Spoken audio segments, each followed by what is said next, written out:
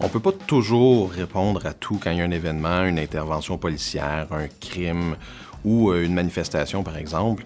On comprend que c'est humain, les gens veulent savoir ce qui se passe, il y a une certaine curiosité ou même une insécurité. Mais en tant qu'organisation policière, on a un cadre légal à respecter.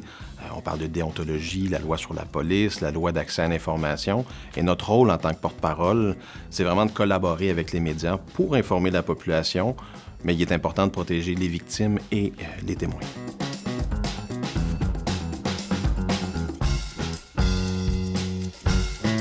C'est important de donner de l'information exacte et la plus complète possible. Les vérifications sont vraiment essentielles. On peut divulguer seulement des faits. On doit transmettre de l'information qui est véridique et qui a été validée. On ne peut pas répondre à tout de façon instantanée. Il arrive aussi que ça ne soit pas au SPVM à transmettre certaines informations. Par exemple, dans certaines situations, c'est d'autres institutions publiques qui ont l'autorité de répondre aux questions des médias. On parle par exemple du Bureau des enquêtes indépendantes, du directeur des poursuites criminelles et pénales, le coroner, service de sécurité incendie et évidemment d'autres corps de police.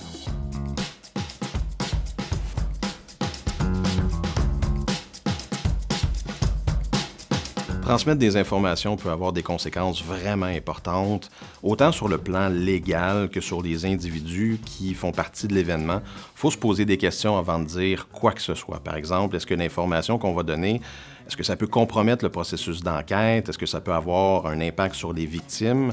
Même, est-ce que ça pourrait mettre en danger certains témoins? Est-ce que ça pourrait empêcher la recherche d'autres victimes potentielles ou de suspects? Il est important de comprendre qu'il n'y a personne qui souhaite qu'une information nuise à une enquête, à un procès ou aux victimes.